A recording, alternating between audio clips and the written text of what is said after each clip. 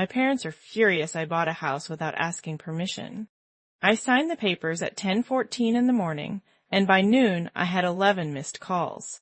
Not one text, not one congratulations, just a wall of missed calls stacked up like unpaid invoices. And when I finally called my mother back, her voice came through cold and flat like she was reading numbers off a ledger she didn't like the total of. "You bought a house?" she said. Not a question. "An audit finding." "I did," I said. There was a silence on the line, so long I could hear her breathing change shape. Then she said, "We'll talk about this in person," and hung up, and I stood in my new kitchen. My kitchen, with its ugly linoleum and its good bones, and I felt something I hadn't expected to feel on the best day of my adult life. I felt like I'd been caught.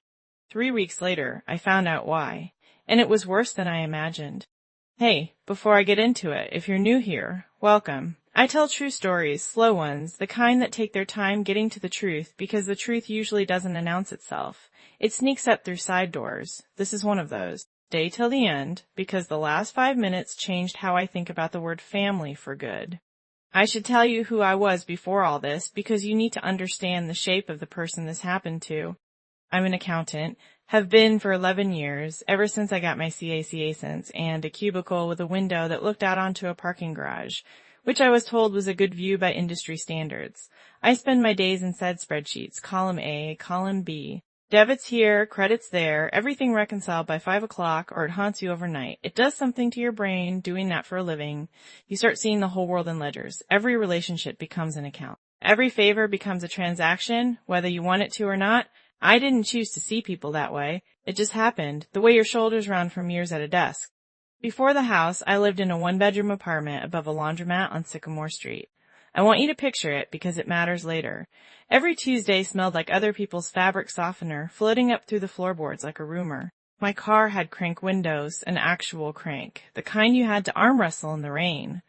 I made my coffee at home in a chip blue mug because I told myself I was saving money.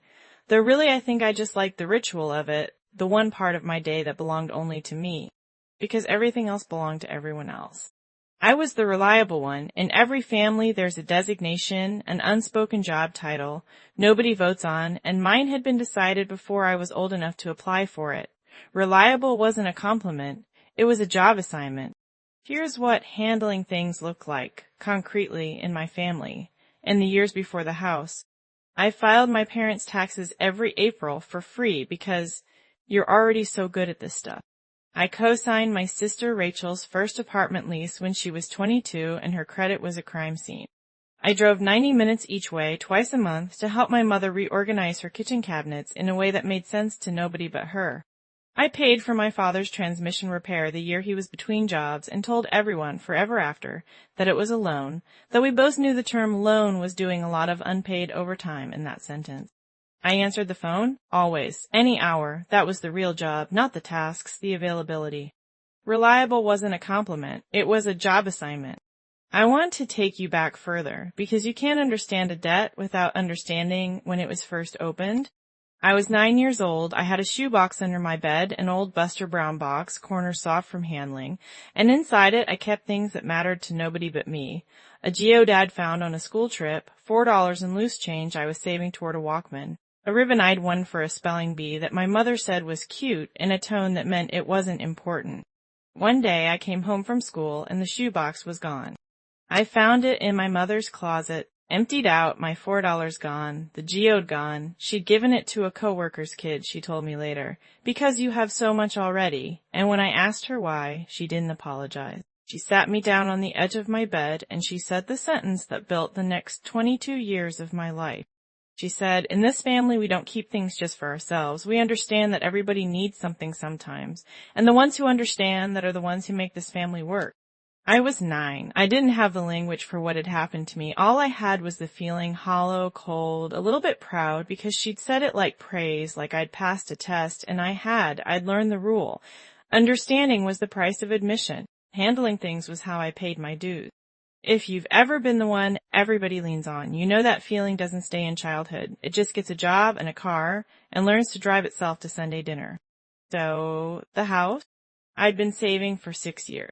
Not dramatically. Nobody throws a parade for compound interest, just steadily, the way you'd expect an accountant to save, automatic transfers on the first of the month, a spreadsheet with a tab literally named Freedom Fund that I updated every payday like it was a small private prayer. I looked at 11 houses before I found the one. A little 2-bedroom with a crooked front porch step and pencil marks on a door frame in the smaller bedroom, height marks going up in half-inch increments, someone else's whole childhood measured out in graphite. I didn't tell my parents I was looking. That wasn't secrecy so much as self-preservation. I'd learned over the years that any plan I mentioned out loud got itself amended by committee before I finished the sentence. So I looked alone, I bid alone, and on a bright Tuesday in March, I signed alone, and I called my mother that same afternoon, expecting, I don't know what I expected, not fireworks, but not this. By that evening, the cold had spread. My father texted a single line, "Your mother is very upset." My Aunt Diane, who I hadn't spoken to in 4 months, called to say she'd heard the news like I'd been arrested, and asked, with the studied gentleness of someone reading from cue cards, whether I was sure this was the right time. The right time. I was 31. I had excellent credit and a down payment I'd bled 6 years for. I didn't understand what version of the right time I was supposed to be waiting for. Over that first week, 4 different family members called me, and every single one of them used, almost verbatim, the same phrase. My mother said it. My Aunt Diane said it. My cousin Beth, who never calls me for anything, said it. Even my grandmother, God rest the woman's dry, unbothered heart, worked it into a conversation about a completely unrelated casserole. The phrase was, "There's just so much you don't understand about the family situation right now." Family situation. Singular definite article. As if there were one specific known thing, and I was the only person standing outside the room where it had been explained. I noticed it the way you notice an error in a trial balance. Not all at once, but as a nagging itch that the numbers don't sit right and something's been debited somewhere it shouldn't have been. There was a Sunday dinner about 2 weeks in. My mother made her pot roast, which she only makes when she wants an audience for something. My father sat at the head of the table not eating, just moving his fork through the gravy like he was auditing it for structural integrity. My sister Rachel wouldn't meet my eyes. And my niece Ava, 8 years old, all elbows and blunt honesty, the kind of child who hasn't yet learned that truth is supposed to be rationed, sat at the kitchen counter swinging her legs and eating cereal though it was 6 in the evening, because nobody had thought to feed her a real dinner in. All the tension. "Is Aunt Rachel going to live with you now?" Ava asked me, mouthful of cereal, completely unaware she'd just detonated something. The table went quiet in that specific way a room goes quiet when everyone in it except one person already knows the ending of the movie. "What do you mean, live with me?" I asked. "In the new house," Ava said, like this was obvious, like I was slow. "Grandma said you have 2 extra rooms, and Aunt Rachel needs a place since her lease is up, and Grandpa said the house has good bones for a family, and Mom said," she stopped, chewing, thinking, "Mom said you'd probably say yes, because you always say yes." I looked at Rachel. Rachel looked at her cereal bowl like it had personally wronged her. My mother set down her fork with the specific, deliberate calm of someone who has rehearsed this moment in the shower more than once. "We were going to talk to you about it properly," she said, "when the time was right." And there it was. The plan, laid out whole, smooth as a rehearsed speech, delivered not by her but by an 8-year-old with cereal milk on her chin. Rachel's lease was ending in 6 weeks. Rachel had no savings, because Rachel had never needed savings, because there had always been someone downstream to catch her. And the family, that collective noun that always seemed to have more authority than any individual inside it, had decided, in meetings I was apparently not invited to, that my 2 spare bedrooms were the obvious solution. Nobody had asked me. They'd asked each other about me. "No," I said. It came out quieter than I meant it to. I'd never said the word to my mother about anything that mattered. I'd said, "Not now, and let me check, and I'll see what I can do," which are all just no wearing a more polite coat, but I had never, not once in 31 years, said the actual word. My mother's face didn't change right away. That was the worst part, the delay, like the words had to travel a long way before they registered as real.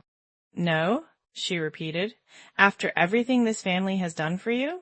I want to pause here, because I think you already know what came next, because it always comes next. It's the oldest move in the book, and it works because it's designed by people who love you, wielded with the precision of people who know exactly which of your ribs the knife fits between. The campaign started within 48 hours. My Aunt Diane showed up unannounced with a casserole and a speech that had clearly been drafted by committee, something about family and sacrifice and how nobody's asking you to give anything up, just to be generous with what you have. Two women from my mother's church, women I'd met maybe 3 times in my life, called to check in, and somehow both used the word selfish, in a sentence that began with, "I'm not saying you're selfish, but..." My mother called every day for a week, never raising her voice, just laying out, calmly, methodically, everything she and my father had sacrificed for me, a ledger of her own, itemized, interest accruing. The blue dish, the one my mother always brought potato salad in to every family gathering since before I could remember. It started showing up on my porch, empty. She'd bring it by, say she was just in the neighborhood, which she never was, my new house being 40 minutes from her, and leave it there like a calling card, a reminder. You know this dish. This dish knows this family. Are you really going to be the one who breaks the pattern the dish represents? I didn't say yes. I also, God help me, didn't manage to hold the line completely. I said I'd think about it, which in hindsight was its own kind of surrender, a down payment on a yes I hadn't agreed to make. Have you ever been the reliable one and watched a room full of people you love recalibrate their entire understanding of you the second you said the word no? It's a strange kind of vertigo. Like you've been standing on solid ground your whole life, and suddenly you can see it was a raft. The escalation, when it came, didn't announce itself as escalation. It came dressed as a housewarming. My mother suggested it, a small gathering, just family, to properly celebrate the house. 3 weeks after I'd bought it, an offer of peace that I now understand was closer to reconnaissance. I said yes, because some fossilized part of me still wanted her approval more than I wanted to admit, and because a housewarming felt like something that could exist outside the war we were quietly having. They came with gifts. My father brought a toolbox, unprompted, and spent the first hour of the party on my porch, on his knees, fixing the crooked front step, the same step I'd fallen in love with, the imperfection I'd wanted to keep as a kind of character mark on the house, and here he was correcting it without asking, frowning at it like it had said something disrespectful about my mother. He didn't say much the whole visit. My father rarely does. But I remember him looking up at me once, hammer in hand, and saying, "Some things you fix so people stop asking questions about them." I didn't understand what he meant, not yet. Rachel brought a bottle of wine and barely looked at me all evening. It was near the end of the night, after most people had left, that I noticed my spare key, the one I kept in a bowl by the door for emergencies, for the mail carrier, for nobody in particular really, just habit, was gone from the bowl. I didn't think much of it that night. I thought much of it 3 days later, when I came home from work to find my back door unlocked, and a box of Rachel's winter clothes sitting, unannounced, unasked for, in the middle of my spare bedroom, like a flag planted on newly claimed territory. I called Rachel. She didn't deny it. Mom said it would be easier to just start moving stuff in gradually. She said like this was a reasonable sentence, like Holmes worked on a soft launch model. You said you'd think about it. Thinking about it isn't yes, I said. It's never actually no with you, though, Rachel said. You always come around. I changed the locks the next morning. I stood in my own kitchen holding a receipt from the hardware store, and I felt something crack open in my chest that had been sealed for 22 years. The specific grief of realizing you are, in your own home, installing hardware against your own family. That's the sentence that came to me, sitting on the kitchen floor afterward, back against the cabinet, receipt still in my hand. I am installing hardware against my own family. I sat there a long time. The house was very quiet. Somewhere under the sink, the pipes ticked as they cooled. My father came by that weekend, alone, no toolbox this time. He stood on my porch, fixed now, no longer crooked, and he didn't ask to come in. Your mother's not going to back down on this, he said. I need you to understand something. It's not really about Rachel needing a room. Then what is it about? I asked. He was quiet for a long moment. My father has a way of being quiet that feels like watching someone count money they don't want you to see the total of. There's a debt, he finally said, from when you were in college. Your mother co-signed a loan for your Uncle Pete's restaurant, the one that folded in 99. We've been paying on it since. Quietly. It's most of what we have left, and it's coming due for a balloon payment next year, and Rachel losing her lease at the same time as all this. It just felt like if everybody folded their resources together under one roof, it might. He stopped. It's not really about a spare room. It's about keeping the family solvent, and you're the one with the house now. I stood there feeling something shift under my feet like tectonic plate. 22 years of handling things, and here was the ledger finally opening its real books to me. Not the small favors, not the tax filing, not the cabinet reorganizing, but the actual number, the actual crisis, the thing that had been driving every phone call and casserole and empty blue dish, left on my porch like a subpoena. I confronted my mother 2 days later. I asked her directly why she hadn't just told me the truth from the start, why lead with Rachel's lease and a spare room instead of the real math. She looked at me for a long moment, and when she spoke, her voice was controlled in the way it always was, devastating, delivered flat, like she was reading a verdict she'd already made peace with. Because you would have said yes to the truth, she said, and I needed you to say yes to all of it, not just the debt, the room, the company, the years. I needed you to say yes to being what this family needs, permanently, not just write a check and think you'd paid your part. There it was, not a spare room, not even really the debt, it was the whole architecture of the arrangement, me, reliable, permanent, load-bearing. If you've ever watched your father apologize for your mother with a toolbox instead of words, you understand something about the particular silence of men who married into ledgers they never agreed to co-sign. The night everything broke fully open, I wasn't even home when it started. My neighbor Carol called me at work, a woman I barely knew beyond mail mishaps and a shared fence, her voice tight with the specific discomfort of someone reporting something they don't fully understand. "There's a U-Haul in your driveway," she said. "And, honey, there are people unloading boxes onto your porch. Is this supposed to be happening?" The drive home was eerily calm. I want to describe that calm to you honestly, because it wasn't peace.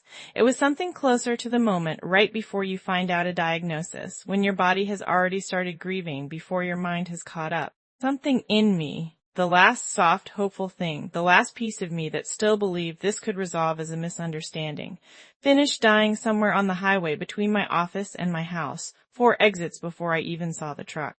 I pulled up to find the driveway full. A rented U-Haul, back gate open, my mother directing traffic like a foreman, boxes stacked on my newly fixed porch step. Rachel's kids, my niece and nephew, sitting on my front lawn eating popsicles, sticky and oblivious, while grown adults performed a hostile takeover around them. Aunt Diane was there. My father stood off to the side, arms crossed, not participating, not stopping it either, which I understood by then was its own kind of participation. And my mother had a key in her hand, my old key, the one that used to sit in the bowl by the door. She was trying it in the new lock, jiggling it confused, the way you'd be confused by a lock on a door you'd always considered partly yours. Half the street was out on their porches by then, watching. Kids on bikes had stopped to stare. This was not a private family matter anymore. It was a public referendum on who I was going to be. I got out of my car very slowly. My mother saw me and didn't look ashamed. She looked, if anything, impatient, like I was the one causing a scene by not simply accepting the scene as delivered. "The key doesn't work," she said, like this was my failing to explain. "I changed the locks," I said. "You changed the locks," she repeated, "on your own mother." "You need to leave my property," I said. The words came out steadier than I felt. Behind her, Diane made a small, scandalized sound. Rachel's daughter looked up from her popsicle with the wide, uncomprehending eyes of a child watching adults become strangers to each other in real time. My mother's face did something I'd never seen it do before, a kind of controlled devastation, the mask slipping just enough to show me the fear underneath the fury. But her mouth still delivered the line she delivered my whole life, the family creed, smooth even now, even here, even with a U-Haul idling in the driveway of the house I had paid for with 6 years of my own quiet private saving. "What's yours is the family's," she said. "That's what it means to be one of us." I looked at her. I looked at the boxes. I looked at my father, still not moving, still saying nothing, which by now I understood as its own long, exhausted sentence, and I said the thing that ended that particular version of my life, and, I would learn later, began a better one. "Then I guess I'm not family today." Nobody said anything for what felt like a very long time. Somewhere down the street, a dog barked at nothing.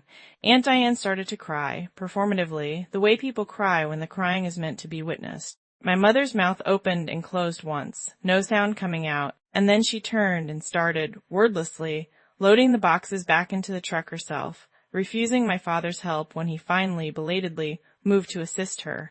They left within the hour. Nobody said goodbye. The silence that followed was its own kind of violence. I got removed from the family group chat within 2 days, quietly, no announcement, just a notification that I'd been taken off a thread I'd been on for 6 years, full of birthday reminders and recipe shares and Ava's school photos. I found out about my nephew's birthday party 3 days after it happened from a photo Rachel posted publicly that I wasn't tagged in. Nobody called. Nobody sent the blue dish back either. It just stayed on my counter, an artifact from a country I'd been quietly deported from. Have you ever sat at a kitchen table at 2 a.m. doing the math on buying back your own family? Because that's what I did, more nights than I want to admit. I actually opened a spreadsheet, force of habit, the only language I fully trust when I'm drowning, and I typed out in column A, everything I thought it might cost to fix this. Rachel's rent for a year, a contribution toward the loan. Therapy for all of us probably. Column B was blank. I never could figure out what to put in column B. I think now it's because column B was supposed to hold what I'd get back, and I couldn't yet imagine what that would look like or whether it existed at all. 3 weeks into the silence, my grandmother called. She's 91, dry as good sherry, formal in a way that makes even her tenderness sound like a legal document. She doesn't call to check in casually. When my grandmother calls, it's because she's decided something needs saying. I'm not calling to lecture you, she said, which from her is basically an opening statement. I'm calling to tell you something about your mother that she has never told you, and that I think you need whether or not it changes anything. She told me about the farm, about nursing school, about how my mother at 19 had a full acceptance letter to a nursing program 2 towns over, paid deposit and everything, and how her own father, my great-grandfather, had gotten sick that same spring, and how the family had decided, in the exact same wordless collective unappealable way families decide things, that my mother would stay home and nurse him instead of going to nurse strangers for pay. No one asked her. They told her, the way you tell a child to eat their vegetables, as if refusal simply wasn't a category of response available to her. She never went, my grandmother said. Not that year. Not ever. By the time your grandfather passed, she'd met your father, and then there was you, and then there was Rachel, and the moment for it just closed, like a door nobody remembered to leave open. I sat with the phone against my ear for a long time after that, not saying anything. I'm not telling you this to excuse her, my grandmother said, reading my silence correctly, the way she always could. What she did to you, with the house, with the key, with all of it, that was wrong, and I've told her so myself, which I imagine she did not appreciate hearing from her own mother. But I think you should know that she is not just doing to you what was done to her out of cruelty. She is doing it because it is the only definition of love she was ever given. Love in this family has always come with an invoice. This doesn't excuse anything, I want to be clear, but it explained everything. It explained the shoebox. It explained the phrase, we don't keep things just for ourselves, landing on me at 9 years old like a family motto handed down from a woman who'd had her own future taken from her at 19 and been told, essentially, that giving it up was what love looked like. I wasn't the first ledger in this family to be audited without consent. I was just the most recent entry in a very old book. There was a birthday coming, my father's 60th, a dinner already planned for weeks, the kind of gathering that gets scheduled regardless of family wars because some occasions are considered too big to cancel even when everyone attending would rather not sit in the same room. I knew, the way you know weather is coming from the particular color of the sky, that I would be publicly cornered there. My mother does not let unresolved things stay unresolved in private. She resolves them, or attempts to, in front of witnesses because witnesses have always been part of how this family enforces its terms.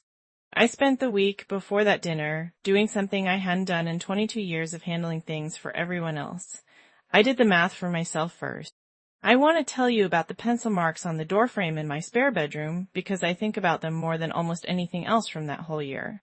They're still there. Some other family's children growing up half-inch by half-inch against a strip of wood dated in a shaky hand. Macaw, age 4, Macaw, age 5.5. Someone had stood their child against that frame year after year and marked how much space they were taking up in the world, and I realized staring at it one night with a glass of wine I wasn't really drinking, that a house isn't property. It's not an asset class, no matter how many spreadsheets I built to price one. A house is just a place where people are allowed to grow without somebody redrawing the lines around them halfway through. That's what it's for. That's the whole ledger actually when you boil it down, not what a house costs, but what it protects. I went to my father's 60th birthday dinner with 3 things in a folder. The dinner was at my parents' house, 30-some people, crammed into a dining room meant for 12. My mother in her good blue dress, the same blue as the dish, moving through the room like a hostess pretending nothing was wrong, which is a very specific kind of performance if you've ever watched someone do it. Rachel wouldn't look at me when I came in. Ava ran up and hugged my legs like nothing had happened, because children, God bless them, keep a different ledger than adults, one that resets more mercifully. It was over dessert that my mother did what I knew she would do. She stood, glass in hand, ostensibly to toast my father, and somewhere in the toast she pivoted, smooth as ever, the way water finds the low ground. I think we all know there's been some tension in this family, she said to a room of 30 people, and I'd like to resolve it tonight as a family together. She looked at me. So, are you going to help your sister or not? Every face in that room turned to me. I felt the old pull, the 22-year-old muscle memory, the urge to soften it, to say let's talk about it later, to hand her the yes she wanted dressed up as a maybe. I felt it in my chest like gravity. I stood up instead. I'm going to answer that, I said, but first I want everyone here to understand what's actually being asked. And then, in front of 30 people holding forks over half-eaten birthday cake, I laid it out. The loan from Uncle Pete's failed restaurant, the balloon payment coming due. The years of quiet payments my parents had been making that none of us kids had known about. Rachel's lease, and the plan, the actual plan, the real one, not the version delivered by an 8-year-old at a kitchen counter, but the fully assembled architecture of it, to consolidate everyone's needs under my roof, under my name, on my credit permanently, because I was the one who always said yes. The room was silent in the specific way a room goes silent when people are finding out, together, that they'd each only been given a piece of the truth. I'm not doing that, I said, but I'm not walking away either. So here's what I brought. I opened the folder. I took out a check, already written, made out not to Rachel and not to my parents, but directly to Rachel's landlord, covering 4 months of rent, enough time for her to find her feet, her name, not mine, on whatever came next. I set it on the table. That's for Rachel, not a room in my house, a bridge to her own.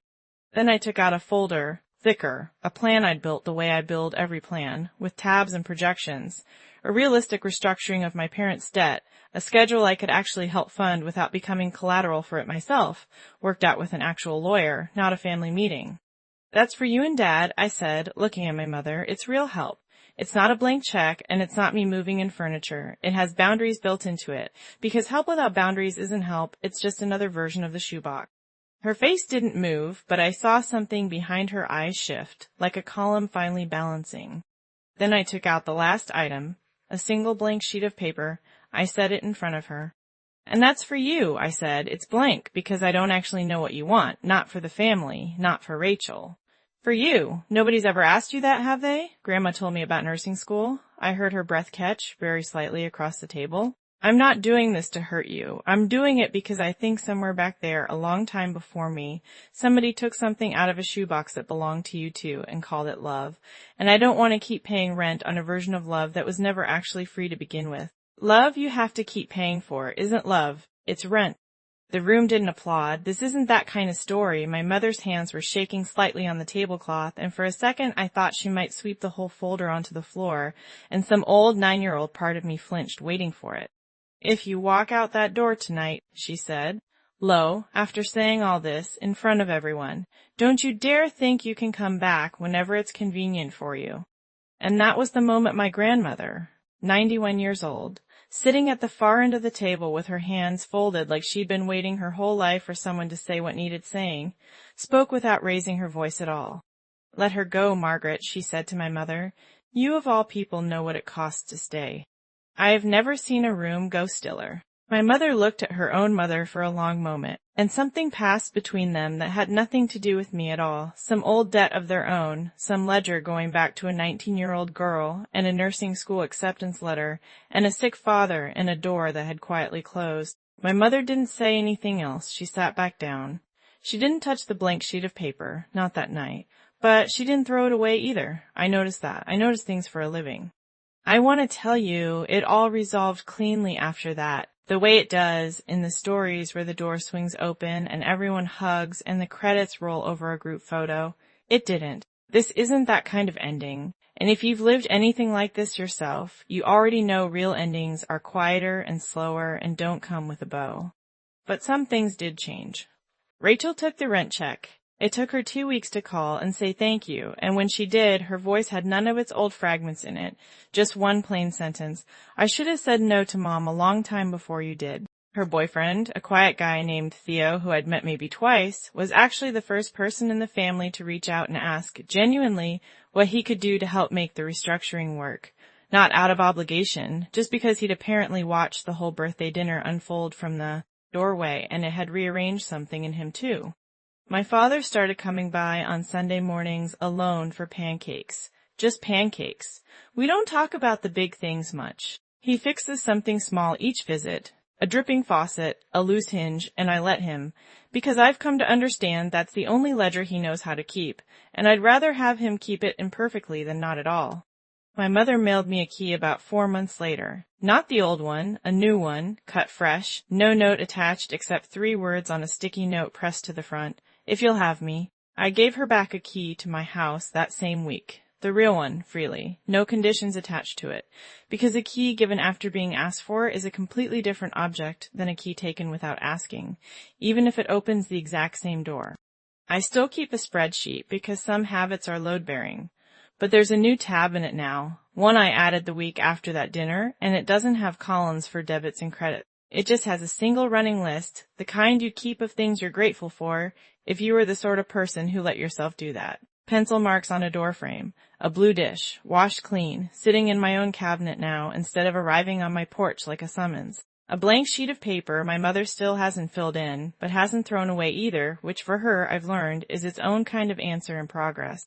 If you've ever been the reliable one, if you've spent your whole life being the room everyone else's crisis gets stored in, I hope you hear this the way I needed to hear it that year. You're allowed to ask what it's costing you. You're allowed to open the account and read the actual numbers. And you're allowed to say no, even to the people who taught you the word first, belong to someone else. Family isn't the people who are allowed to take from you without asking.